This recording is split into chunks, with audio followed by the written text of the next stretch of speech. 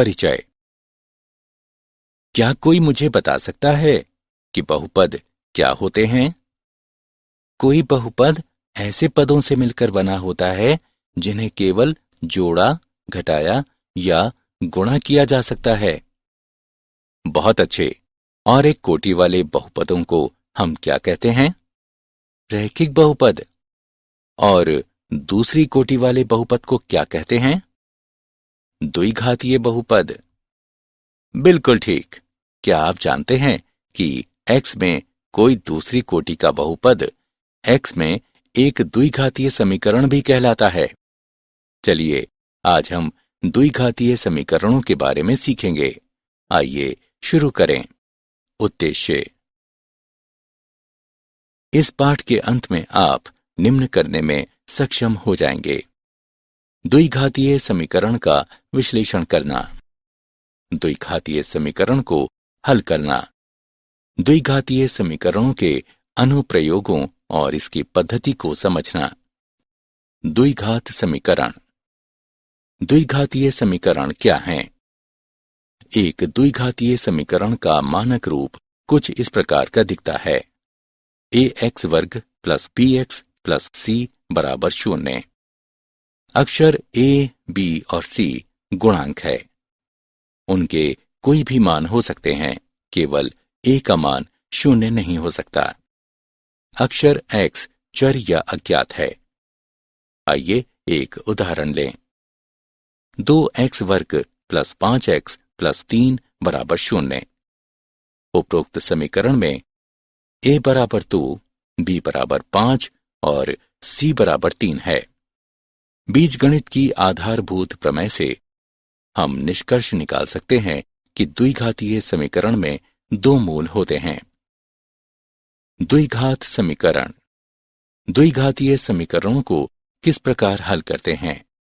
द्विघातीय समीकरण के लिए मूल ax वर्ग प्लस bx प्लस c बराबर 0 है। b वर्ग माइनस 4ac के मान को शब्द विविक्तिकर यानी d से निरूपित करते हैं।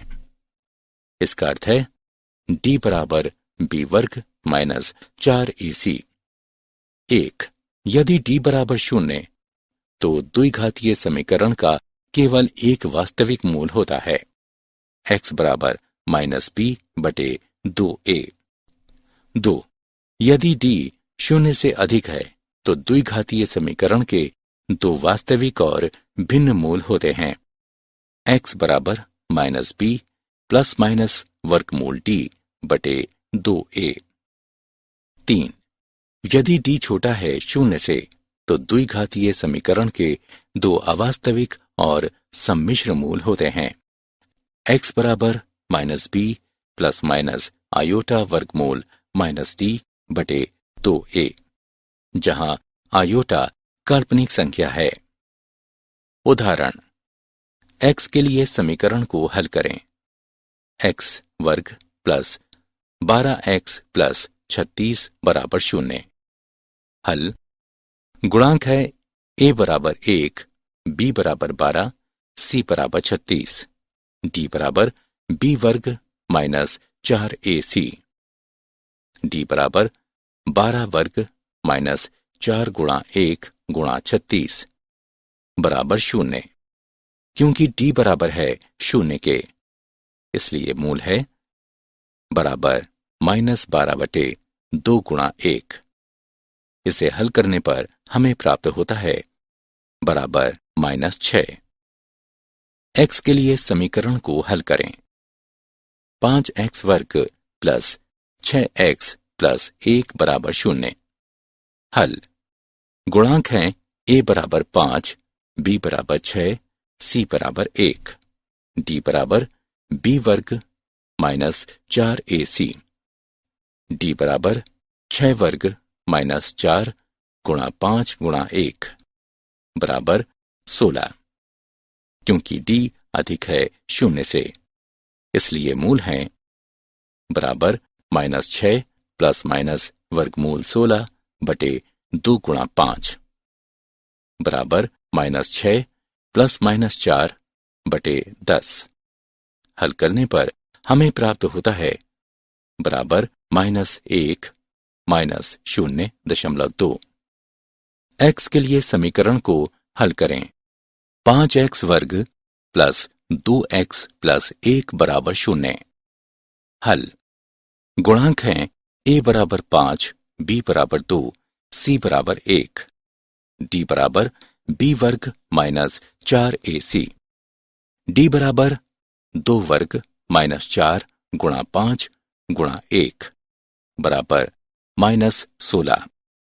क्योंकि d कम है 0 से, इसलिए मूल हैं बराबर -2 प्लस माइनस आयोटा वर्गमूल 16 बटे 2 गुणा 5 बराबर -2 प्लस माइनस 4 आयोटा बटे 10।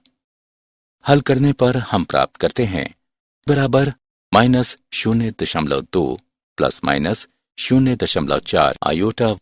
क्या आप जानते हैं भारतीय गणितज्ञ ब्रह्मगुप्त को प्रथम व्यक्ति माना जाता है जिन्होंने द्विघातीय सूत्र का आविष्कार किया। ये वही सूत्र हैं जिसका प्रयोग हम आज करते हैं। द्विघातीय समीकरणों ने न केवल उन कक्षाओं की व्याख्या की जिनमें ग्रह सूर्य के चारों ओर चक्कर लगाते हैं, बल्कि निकटता से उनका अवलोकन करने का एक तरीका भी विकसित किया। सारांश। आइए हमने जो कुछ सीखा है उसे संक्षेप में दोहराएं। एक द्विघातीय समीकरण का मानक रूप इस तरह दिखता है। ax वर्ग जमा bx जमा c बराबर 0। अक्षर a, b और c गुणांक है। उनके कोई भी मान हो सकते हैं, केवल a का मान 0 नहीं हो सकता। अक्षर x चर या अज्ञात है। द्विघातीय समीकरण के दो मूल होते हैं। b वर्ग माइनस 4ac के मान को शब्द विभक्तिकर यानी d से निरूपित करते हैं। 1. यदि d बराबर 0, x बराबर -b बटे 2a। 2. यदि d 0 से अधिक है तो x बराबर -b प्लस माइनस वर्गमूल d बटे 2a। 3. यदि d छोटा है 0 से तो x बराबर -b प्लस माइनस आयोटा वर्गमूल -d बटे 2a।